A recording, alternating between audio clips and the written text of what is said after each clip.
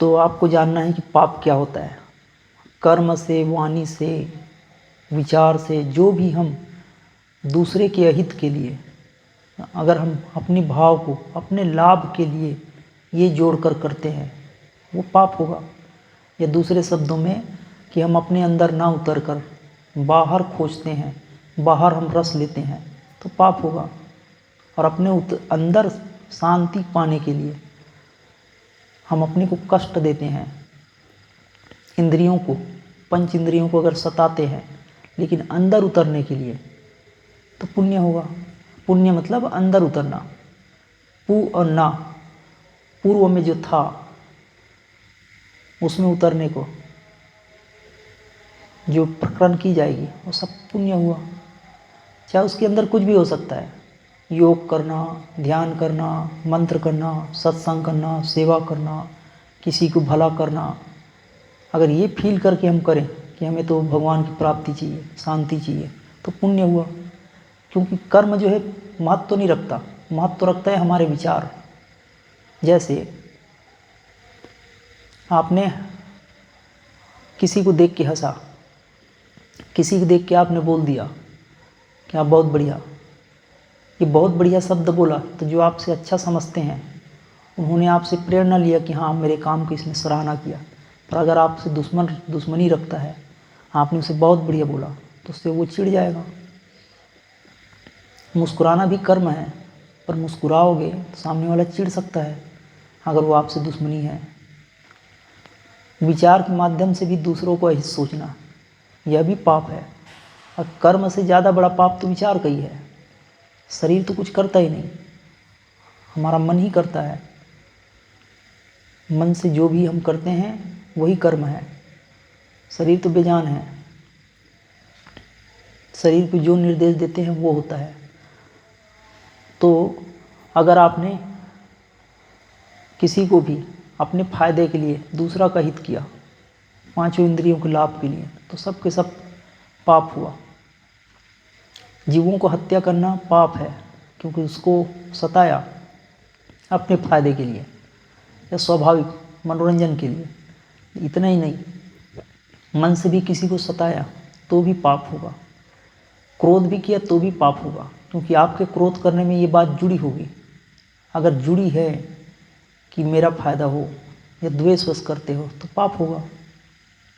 अब माँ जो है बच्चे को डांटी, क्रोध करी, तो उसकी भावना हित की है, अपनी लाभ की नहीं है, तो ये पुण्य हुआ। तो कर्म में उतनी बात नहीं है जितनी बात हमारे भावना से है। किसी को टीचर जो है डांटता है या मारता है, तो मारने से तो सामने को पीड़ा हुआ, उस व्यक्ति को दर्द हुआ, पर उसकी भला की खातिर मारा तो पुण्य हुआ। पाप और पुण्य का क्षेत्र बहुत ही गहन है, बहुत ही सूक्ष्म है। बहुत सारे साधु तो अकारण ही ऐसा घटना करते थे, अंदर से वो जानते थे कि ऐसा करने से लोग नाराज होंगे, तो सदा मौज में रहते रहते कभी ऐसे भी तिगड़म करते, कोई भी कारण कर देते। बहुत सारे ऐसे साधु हैं, बहुत सारे ऐसे गुरु हुए, अपने शिष्यों को अकारण मारते थे।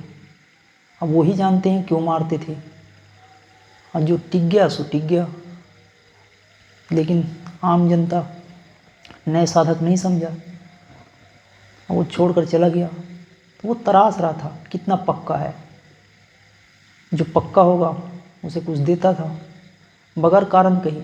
अब सामने में कारण नहीं दिखता, पर इंटरनल कारण था, तराश रहा था, क्योंकि उनकी कोई दुश्मनी थी नहीं। जैसे मिलारेपा और मारपा की कहानी में आता है, 12 साल तक मारते रहा बगैर कारण का, कोई गलती नहीं, फिर भी मारते रहा। और भी बहुत सारे ऐसे संत हुए हैं जो अपने शिष्यों को अकारण ही डांट लगाया, अकारण ही सेवा दिया, फिर से पानी मंगाया फिर फेंक दिया, फिर मंगाया फिर फेंक दिया, पीने की इच्छा से मंगाया फेंक दिया। तो पाप और पुण्य का सिद्धांत ऐसा है कि जैसी हमारी भावना है वैसा काम करता है, और जितना हम कष्ट सहेंगे उतना ही पुण्य प्राप्त हुआ। इसीलिए लोग गलत नियम अपना लेते हैं। कोई हाथ खड़ा करके कष्ट सह रहा है, उसकी भावना दुर्भावना में बदल गई कि मैं तो बड़ा खड़ी आदमी हूँ, मैं तो बड़ा पुण्यात्मा हूँ। उसने ज्ञान को पाने के बजाय अहंकार को पाया कि मैं तो अकेला आदमी हूँ, जितना कर लेता हूँ। तो कर्म के बजाय भावना जो है ज़्यादा महत्व रखती है। आपको अगर किसी ने अकारण डांटा तब क्या होगा, किसी ने आपको अकारण मार दिया तब क्या होगा। और वो तो आपका गुरु है नहीं, और उन्होंने तो अपने फ़ायदे के लिए मारा और आपको दिख ही नहीं रहा है कि आपकी कोई गलती है, तब क्या होगा। आपका कोई जाने अनजाने कर्म है, कट गए, पैर में चोट लग गई, तब क्या होगा। आपने अगर ये सोचा कि जाने अनजाने कोई गलत कर्म हुआ है, कट गया। और अगर आपने इसी जगह पे भगवान को दोष देने लगे, मैंने कुछ बिगाड़ा नहीं, मेरा पैसा चोरी करके भाग गया या मेरे पैर में चोट लग गई, तो आपने कष्ट तो सहा पर पुण्य कुछ नहीं पाया। सब कुछ भाव के ऊपर है। अगर ये सोच लेते कि उसमें भी भगवान है, भगवान की मर्जी होगा, कष्ट दिया ठीक है, कोई कारण था, कट गया, तो अच्छा था। बहुत सारे साधु ऐसे होते हैं, संत ऐसे हुए हैं कि उनके अंदर कष्ट आई, उसने भगवान से प्रार्थना नहीं किया, क्योंकि वो जानता था कि कहीं ना कहीं से जो मेरे कर्म होंगे, उनके कर्म तो नहीं होंगे तो उनके शिष्यों के कर्म होंगे।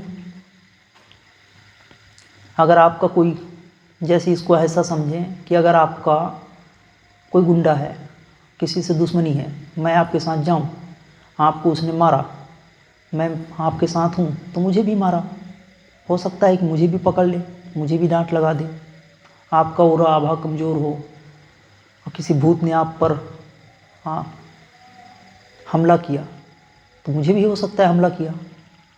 या हो सकता है कि आपका भूत ने हमला किया आप पर, कोई ऐसी बुरी आत्माओं ने परेशान किया, लेकिन किसी साधु संत के साथ हो और उनके ओरा आभा मंडल के कारण भूत आपको मार नहीं पाया, वो शैतान आपको सज़ा नहीं दे पाया, तो दोनों ही बातें।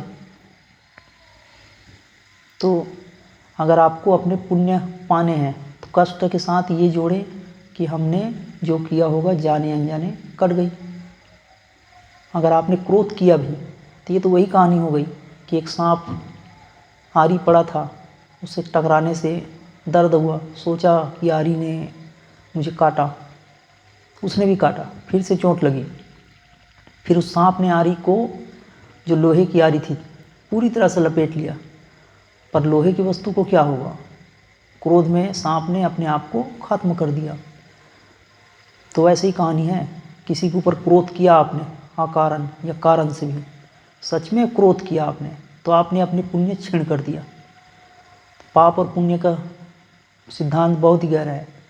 आपने रामायण में देखा होगा, परशुराम लक्ष्मण को बोलता है, हे राम जी, तेरा भाई भी कम नहीं है और तुम भी कम धूर्त नहीं हो, मुझे ये क्रोध दिला रहा है।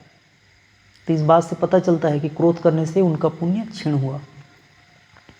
आप देखना सीरियल पे तो समझ में आएगा, क्रोध करने से उनके पुण्य क्षीण हो रहा था। तो परशुराम संवाद देखो, क्रोध करने से, क्रोध सह लेने से पुण्य बढ़ गया। और जैसे जैसे आप ऊपर उठते जाओगे, अन्नमय से प्राणमय, मनोमय, तो आपके मन की हर घटनाओं को तरासा जाएगा। कौन तरासेगी? प्रकृति, आप ही की परमात्मा। जो जिसको मानता है, देवी मानता है तो देवी, भगवान मानता है तो भगवान, गुरु मानता है तो गुरु, आपको और तरासेगा। आपका मन और भी चीज़ों के लिए ललायित होगा और भी क्रोध करेगा। ऐसे ऐसे विषय आपके सामने आएंगे, आपको उसमें समता लानी होगी।